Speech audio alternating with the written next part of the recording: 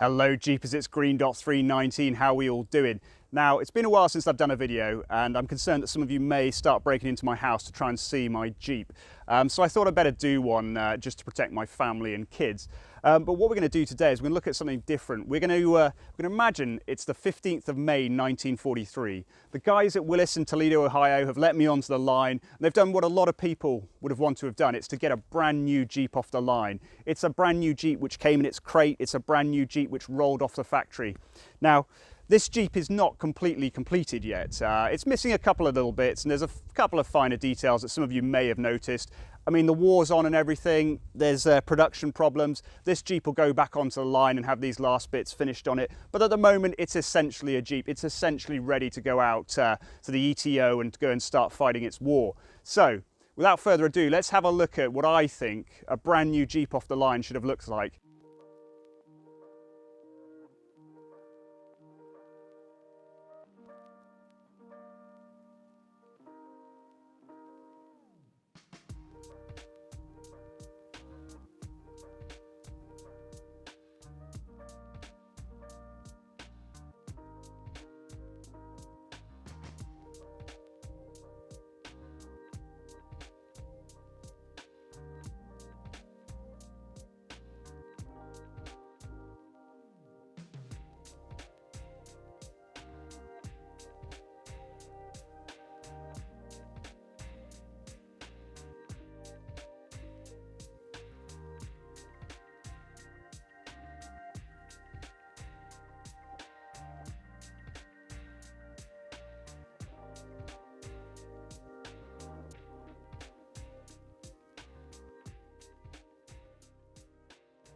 Then let's pretend it's 1943 then. This thing's just come off the factory and as you can see, it has not been touched by anybody.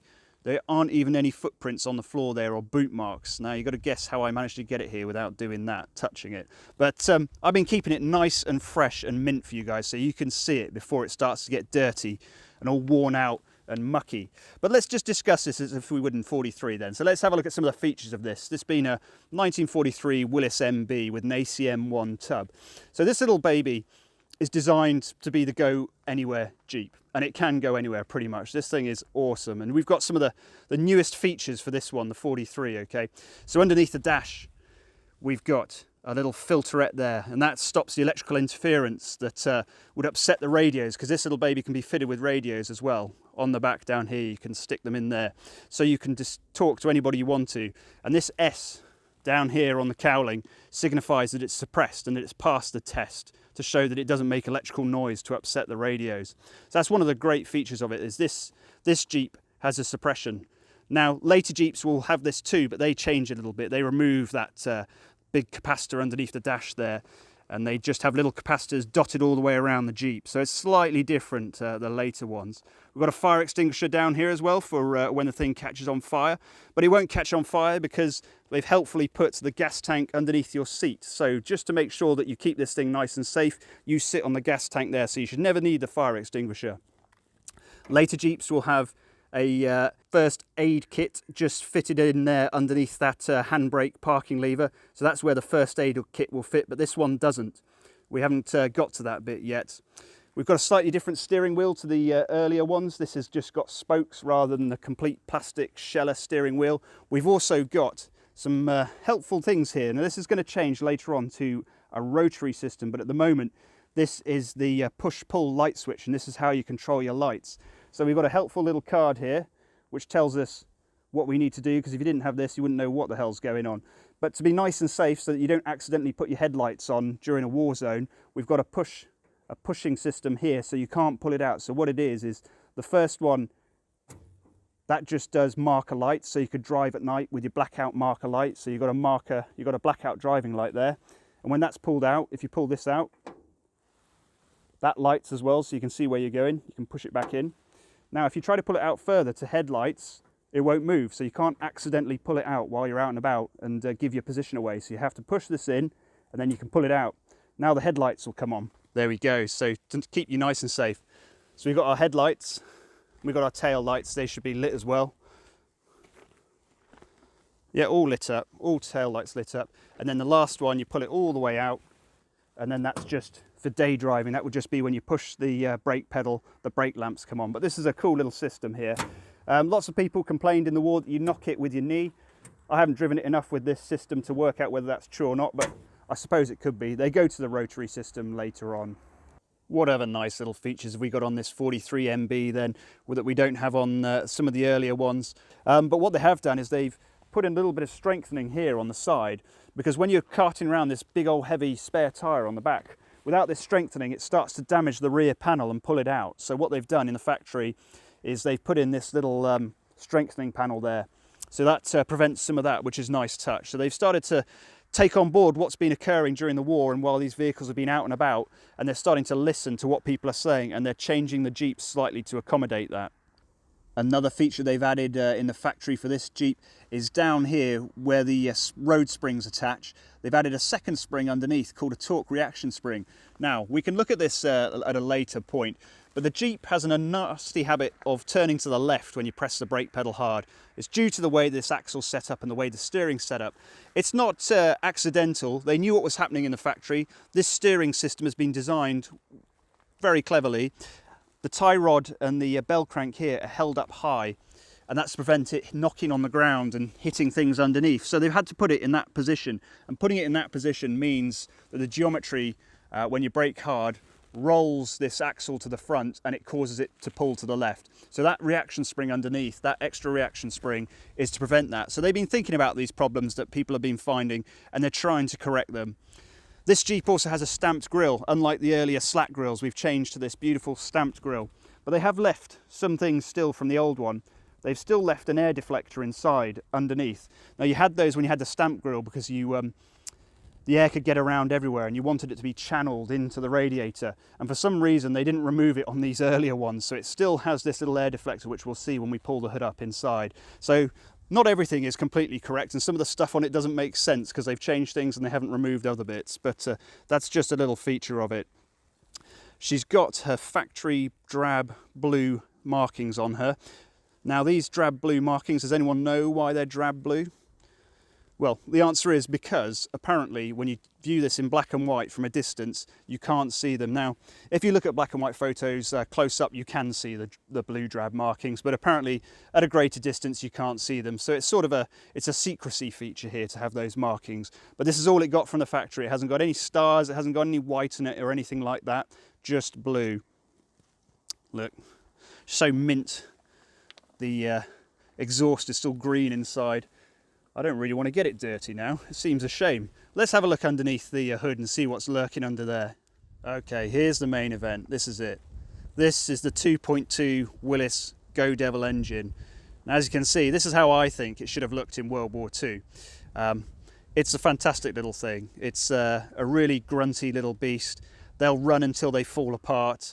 But when they're running nicely, they're as sweet as anything. Now, let's have a look at some of the features, which are a little bit different with this one, okay? So we've got our 6-volt lead-acid battery, a Willard battery there in its case. That's very nice, looking awesome. It's got a 6-volt electric system, so it's got this 6-volt regulator, fully automatic, so it charges the battery for you, powers the lights, does everything. Air bath air cleaner, or should I say oil bath air cleaner. There's a load of oil in the bottom there. As the air comes in, it goes down and the heavy bits of crud fall down into the oil and they don't get sucked up into the engine, so you can drive it in dust and everything and it'll never get clogged up. We've got our fuel filter there, providing clean fuel to our little engine.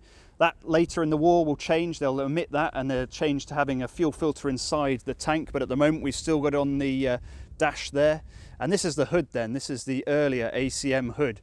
And what we've got our bond straps here. Now, people will complain about these bond straps because they get stuck in the hood hinge there and they break. So later on, they'll do a longer one which goes to there and it folds halfway in the middle. So as you close the hood, it doesn't get stuck and they don't break as easily. But these ones will eventually break from closing that hood so many times. There's that air deflector we talked about. Shouldn't be there anymore. There's no reason for it to be there, but for some reason they kept it on. We've got our marks here. This is our tinned bits. This is to prevent the electrical noise for the suppression. They contact just along there. So that's a feature there for the electrical suppression. There's no Lubrication chart here. The lubrication chart is just a piece of paper you have in the glove box down here. Obviously it gets lost, so later in the war they'll put a lubrication chart in here, so you pull it out and you can read your lubrication order, because the most important thing with this baby is preventative maintenance. It's keeping her ready, because she needs lubricating, she needs care, she needs oil changes, because she won't look after you if you don't look after her, and she does need a little bit of care, so that's one of the things. Another thing is, later in the war as well, we'll put a grease gun in the hood. At the moment it has to go in the rear toolbox, and once you fill it full of grease it doesn't fit in the rear toolbox, it's too long. So it took them a while to work that one out and fit the grease gun just over the top there. This is all our generating system, our starting system, the distributor.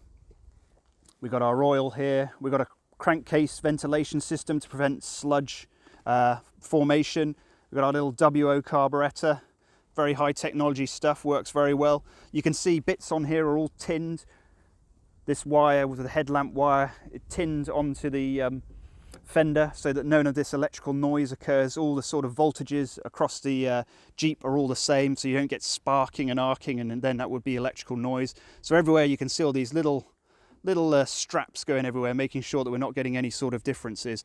Now, this hood is slightly different. Some of you may be able to notice that there's just one or two things a little bit different about it. This is actually a new old stock Willys of France hood, which I've changed to be an ACM, an early ACM hood. Now I do have an original ACM hood, but someone has attacked it terribly, and it will need quite a lot of work. It's beautiful, the rest of it's beautiful, but this hinge area has been destroyed, so I need to rebuild it. But at the moment we're using the Willys hood, and what it has is an interesting feature, which the early one shouldn't have. Now these little blocks here, you can see him. He shouldn't be there on this one, so if you remove that, that's what an ACM hood should look like.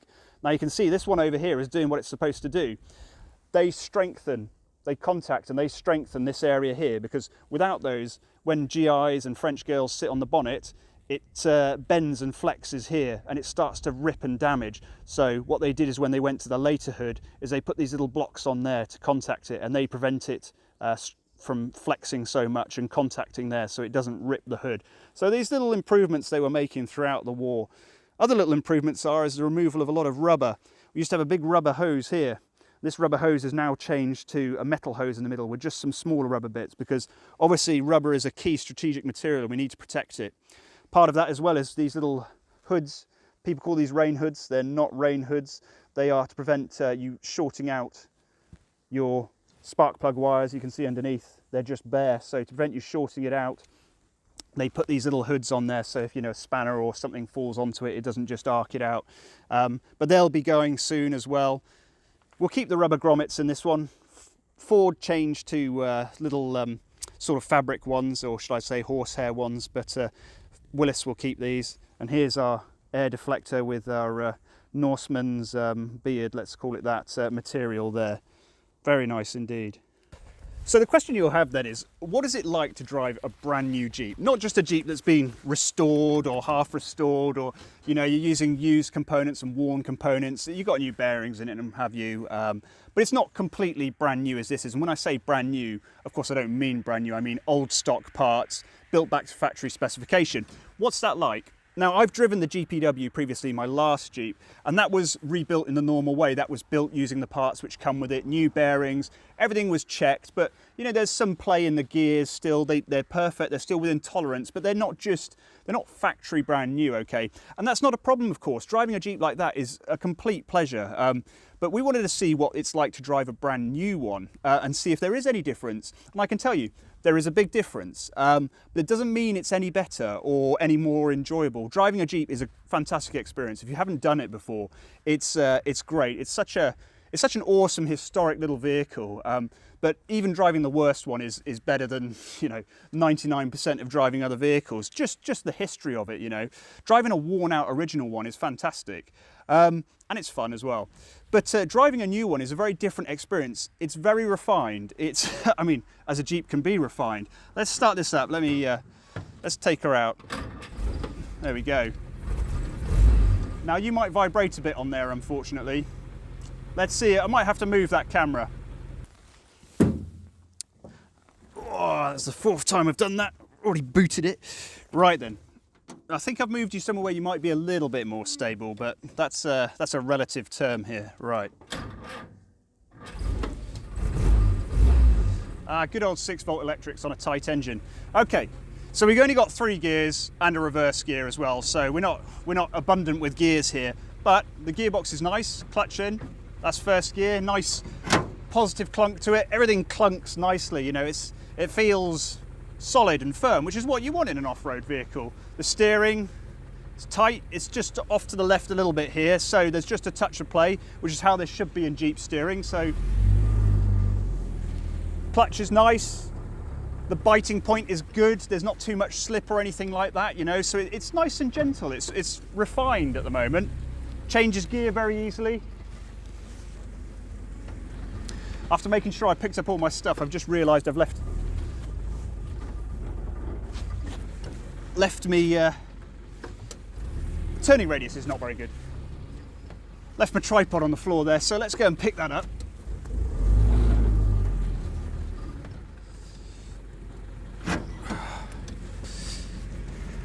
Right, we should be in a little bit of a better position now. I think we've got hold of everything. Okay. So one of the things is, this clutch on this one doesn't have anti-rattle springs in it. It's like the originals. And when you drop the clutch a little bit, you can actually hear the clutch just rattling just a touch. So obviously they brought that in to prevent that. It doesn't make a difference to anything, but it's just something you notice. But as you can see, it's dropping in and out of gear very easily. And I'm just listening for other cars. I think I can hear one coming. But let's go. See, very smooth, very nice.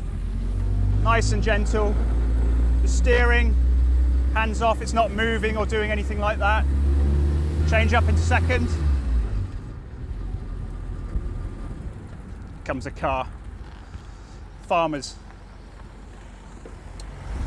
That was first down into second there, no grinding or anything like that, just changes easily. There we go. And you can just gently drive it along. I won't go too fast because you guys won't be able to hear me, but you can see it drives hands off with no problem. Just pick up if you want it. Going around corners and doing turns and things like that, that's where the fun is. You can really drive it like a little go-kart. So a smart, tight one is great fun to drive. When they're a bit more worn, they're a little bit more scary when they go around corners and things like that. You know, when you turn the steering wheel, you can whack the steering off the stops as it picks up the slack. That's not quite as fun. Having the carburetor set up just right is important for them as well. When the carb's not set up just right, when you put on the power, they have a flat spot and it doesn't pick up immediately. And they're not quite as fun, so they do take a little bit of tinkering, but nothing too exciting.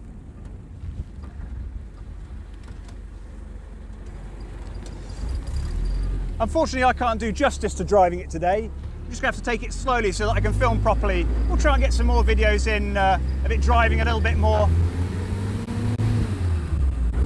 roughly and with a bit more power, but I don't think you can hear it particularly well, unfortunately, today, so we'll look at that another time.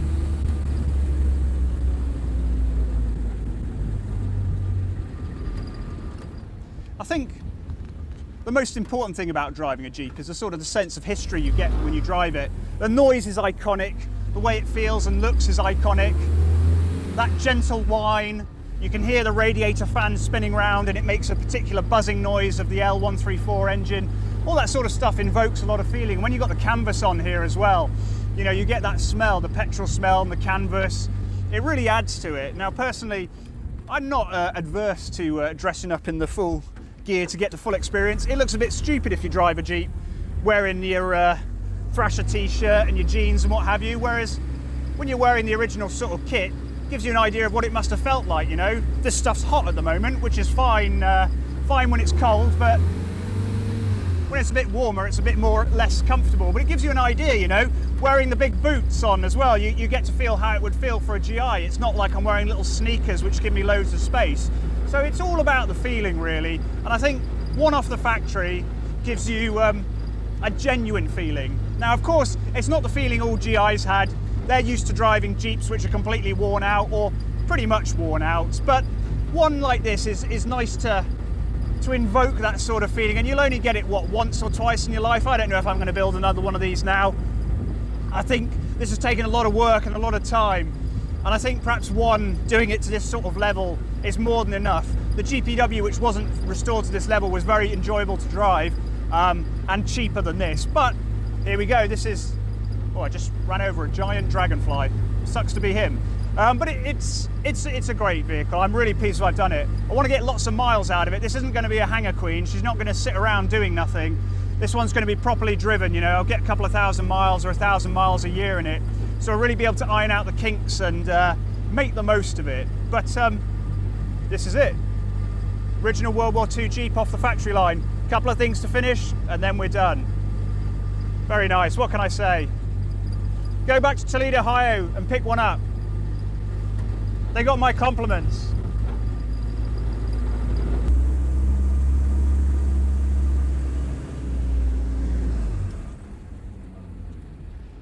So the answer then to, is it worth building a factory correct World War II Jeep, is I think absolutely. It's just, you get such a different feeling driving something like this compared to a worn out one. And if anything, it just allows you to understand what they got up to produce this vehicle. We're all so used to seeing vehicles which have had a hard life and are slightly worn out that perhaps we don't quite understand what the vehicle was like originally and how it felt in World War II. And building something like this at least gives you some sort of idea of just what it's like to drive this vehicle, and then you can put yourselves in the shoes of the guys who had to operate this vehicle. It's expensive, it takes a lot of time, but in the end I think it's worth it, and certainly I hope to get a lot of good years out of this vehicle. There's no reason I shouldn't, you know. The amount of money put into it certainly should hopefully guarantee some sort of good usage out of it. But that's it for now, guys. I mean, I'm sorry for not doing more videos. Obviously, I've been quite busy working on this. We're going to move on with it. We've got to mark it all up. This thing's going to the ETO, so we've got to get it ready for heading off to Europe to defeat the Nazis. So a couple of things we're going to do to it, which you can probably guess already. But until then, enjoy, keep on jeeping, and thanks a lot. And also thanks a lot for the comments of people who have contacted me who I haven't responded to. I've been very busy, lots of things going on, and I really appreciate you getting in touch with me. Apologies I can't always reply, okay? Hope you can understand the reasons for that, but it's not always easy for me to reply. But it's much appreciated though, okay? So enjoy.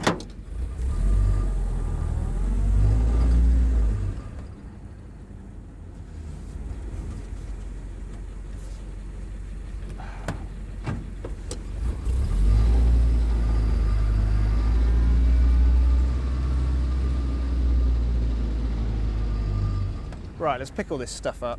Oh dear. Oh, right, lunchtime.